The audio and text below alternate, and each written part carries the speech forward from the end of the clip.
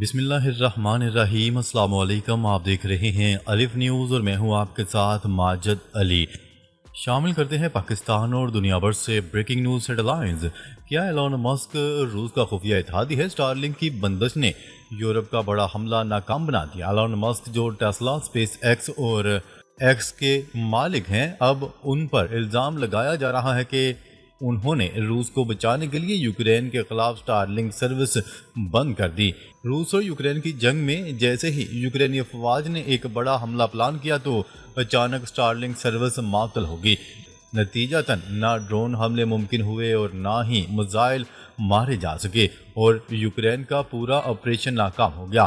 ذرائع کا کہنا ہے کہ ایلون مسک کو روسی حکام سے براہ راست اطلاع ملی، جس کے بعد انہوں نے فوری طور پر یوکرین فوج کے لیے اسٹارلنک سروس بند کر دی۔ اس اقدام کے بعد یوکرین کے فوجی اندھیرے میں رہ گئے اور ان کی کمانڈ اینڈ کمیونیکیشن ختم ہو گئی اور روس نے موقع کا بھرپور فائدہ اٹھاتے ہوئے دو اہم علاقے فتح کر لیے۔ یہ سب ایسے وقت میں ہوا جب ایلون مسک اور ڈونلڈ ٹرمپ میں سخت محاذ آرائی جاری ہے۔ ڈونلڈ ٹرمپ جو یوکرین کی کھل کر حمایت کر رہے ہیں، اب ایلون مسک کو امریکی گورنمنٹ کانٹریکٹ سے فارغ کرنے کی مہم چلا رہے ہیں، لیکن ایلون مسک نے صاف کہہ دیا ہے کہ میری دولت اگر ختم بھی ہو جائے تو میں دوبارہ بنا لوں گا۔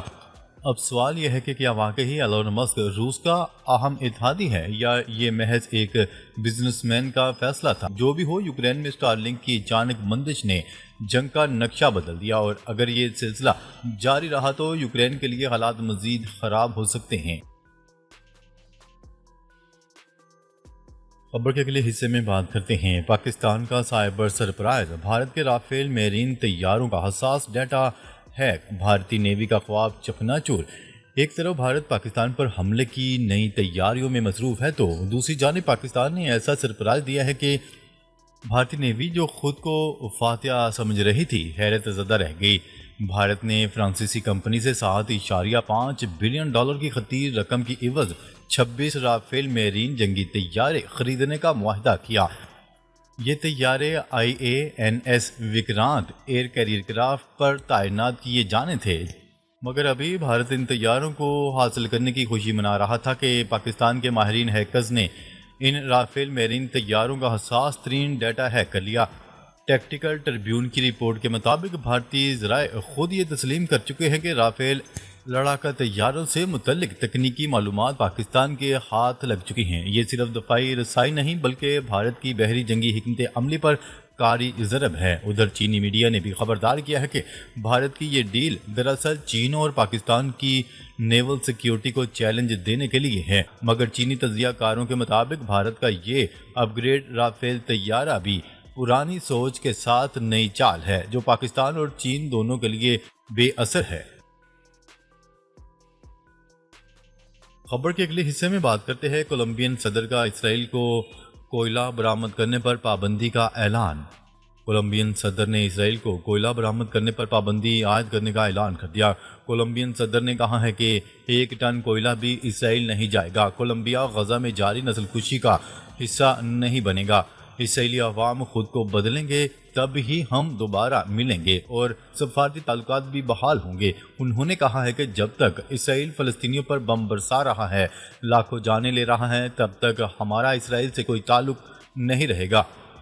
کولمبین صدر کا مزید کہنا تھا کہ میرا ملک اسرائیل کی جانب سے غزہ کے معصوم لوگوں پر بم گرا کر لاکھوں لوگوں کو شہید کرنے کی کبھی حمایت نہیں کرے گا، کیونکہ ہمارے دل سیاہ نہیں ہیں۔ خبر کے اگلے حصے میں بات کرتے ہیں حوثیوں کا اسرائیل سے ڈیل کرنے والے بحری جہازوں کو نشانہ بنانے کا اعلان۔ یمن کے حوثی باغیوں نے اسرائیل کے ساتھ تجارتی تعلقات رکھنے والے بحری جہازوں کو نشانہ بنانے کی دھمکی دے دی۔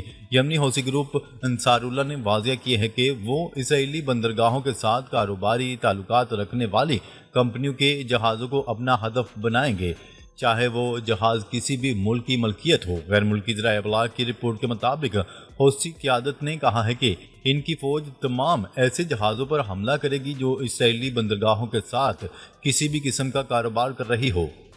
حوثی فوج کے ترجمان نے ایک ٹیلی ویژن بیان میں خبردار کرتے ہوئے کہا ہے کہ اگر ان کمپنیوں نے ان کی وارننگ کو نظر انداز کیا تو ان کے جہازوں کو کسی بھی منزل پر جا رہے ہوں نشانہ بنایا جائے گا۔ ترجمان نے مزید کہا کہ یمنی مسلح افواج عالمی برادری سے درخواست کرتی ہے کہ وہ اس کشیدگی سے بچنے کے لیے اسرائیل پر دباؤ ڈالیں تاکہ وہ غزہ میں جارحیت بند کرے اور محاصرہ ختم کرے۔ حوثی قیادت کا کہنا ہے کہ ان کا مقصد صرف یمن اور فلسطینیوں کے عوام کے حقوق کا تحفظ ہے۔ خبر کے اگلے حصے میں بات کرتے ہیں۔ امریکہ کے سابق صدر باراک اوباما نے غزہ میں اسرائیلی اقدامات کے غذائی قلت سے ہونے والی اموات کو ظلم قرار دے دیا۔ سابق امریکی صدر باراک اوباما کا کہنا ہے کہ امداد کو غزہ کے لوگوں تک پہنچنے کی اجازت دی جانی چاہیے۔ عام شہریوں سے خوراک اور پانی دور رکھنے کا کوئی جواز نہیں ہے۔ باراک اوباما کا کہنا ہے کہ فلسطینی علاقوں میں بھوک کے بحران کی اطلاعات فوری اقدامات کرنے کی ضرورت کو اجاگر کرتی ہیں۔ امریکہ کے سابق صدر کا کہنا تھا کہ غزہ کے بحران کے دیرپا حل میں تمام یرغمالیوں کی واپسی اور اسرائیلی فوجی کارروائیوں کا خاتمہ شامل ہونا چاہیے۔ دوسری جانب بین الاقوامی امدادی تنظیم آکسفیم نے کہا ہے کہ چند ٹرکوں کی امداد مہینوں سے غزہ پر جان بوجھ کر مسلط کی گئی بھوک کا ازالہ نہیں کر سکتی۔ آکسفیم کی جانب سے جاری بیان میں کہا گیا ہے کہ اسرائیل کی انسانی امداد میں معمولی نرمی مہینوں کی مکمل پابندیوں سے ہوئے نقصانات کا مداوع نہیں کر سکتی۔ مکمل بلا روک ٹوک اور محفوظ امداد کی فراہمی کے لیے غزہ کی تمام کراسنگ فوری طور پر کھولی جائیں۔ بین الاقوامی فلاحی تنظیموں نے کہا ہے کہ مستقل جنگ بندی سے کم کسی بھی اقدام سے غزہ کا اصل مسئلہ حل نہیں ہوگا۔ خبر کے اگلے حصے میں بات کرتے ہیں۔ عالمی دباؤ کے بعد امدادی سامان کے ٹرک غزہ میں داخل۔ کئی ممالک کے شدید احتجاج اور دباؤ کے بعد امدادی سامان کے ٹرک غزہ میں داخل ہونا شروع ہو گئے۔ امدادی سامان کے ٹرک مصر کے راستے سے غزہ میں داخل ہوئے۔ ٹرکوں میں غذا اور انفراسٹرکچر کا سامان موجود ہے۔ خیال ہے کہ اسرائیل کی جانب سے امداد کی ترسیل کے لیے غزہ کے کچھ علاقوں میں کارروائیوں میں 10 گھنٹوں کے وقفے کا اعلان کیا گیا تھا، جس کے بعد مصر سے امدادی ٹرک غزہ میں داخل ہوئے۔ مصر کے میڈیا کے مطابق مصر اور متحدہ عرب امارات کی جانب سے امدادی سامان غزہ پہنچایا جا رہا ہے، تاہم یہ نہیں بتایا گیا کہ کتنے ٹرک غزہ بھیجے گئے ہیں یا مزید امداد کب پہنچائی جائے گی۔ کیا رہے کہ اسرائیل کی جانب سے غزہ میں بھوک کو جنگی ہتھیار بنانے پر دنیا کے مختلف ممالک سمیت اسرائیل میں بھی احتجاج کیا گیا تھا۔